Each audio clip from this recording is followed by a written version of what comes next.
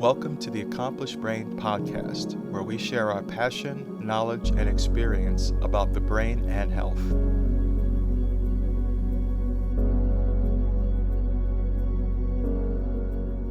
So I want to look at it from the neurological and chemical side, neurological circuitry side, and then I want to look at it from like some of the important hormones and chemicals that are involved as well. Okay, so the first thing that happens is you have an area of your brainstem called the hypothalamus. So basically, you have your brain, and then below that is the sublayer. You have your brain, you have your brainstem, and below that brainstem is like a sublayer. You have your brain sublayer, the brain, and then brainstem. Sorry about that. So brain sublayer, brainstem. So in the sublayer of the brain, you have an area called your hypothalamus. That's a huge area where a lot of our hormones sit. Hypothalamus is important for sleep, and again, not everything, but these are the things I focus on with the hypothalamus. So your ability to sleep or fall asleep, your ability to wake up. A lot of your hormones are originated, the original pathways to stimulate your hormones in the pituitary come from the hypothalamus. Okay, so hormones, your appetite, light stimulation, and temperature. Now, that's not the only things, but the hypothalamus, those six key things are really, really, really important. So, and then some of those areas and I want to share with you is the hypothalamus is kind of also the beginning layers of your autonomic nervous system, right? So your autonomic nervous system has two parts, right? Has one part that is going to drive us, get us up, get us fired up, ready to go. And then it's that part that's called your sympathetic. And then your other part of your autonomic system is in called your parasympathetic, that kind of calms you down and relaxes you, right? So your autonomics, the hypothalamus has a huge play.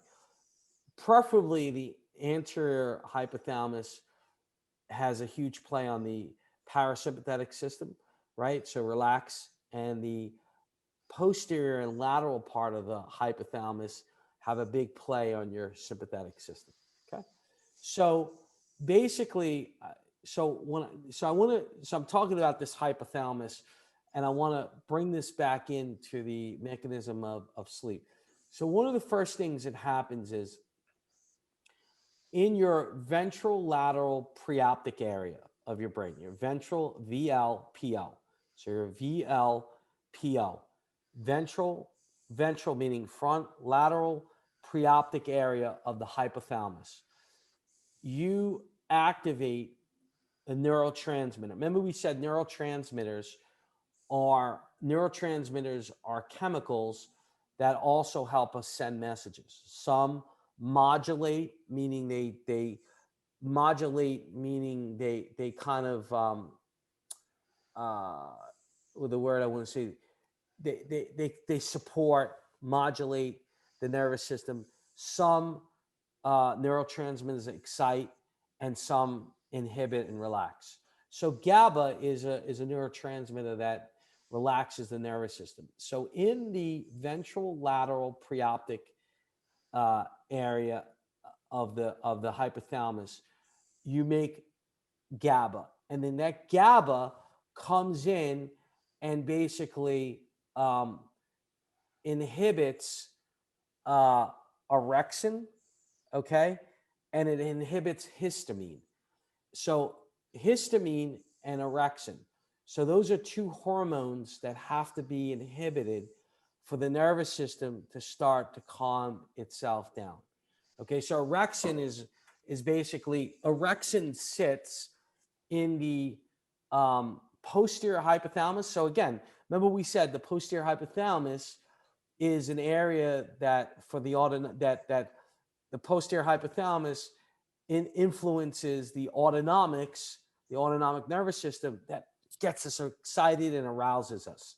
So orexin has to be inhibited by the GABA. So GABA from the VLPO, the ventrolateral preoptic area, comes in and says, plays nice with the orexin and calms the orexin down. Okay. The other thing that the VLPO, when GABA gets excited, is it inhibits histamine, right? And histamine is in the posterior part of the hypothalamus in this area called the tuberary mammary area, right? And what happens is that's also where acetylcholine is made. So I'm going to talk about the acetylcholine and REM sleep. So we're going to kind of talk about that. Now, here's the thing, is that histamine is a lot of times produced with allergies. So think about this.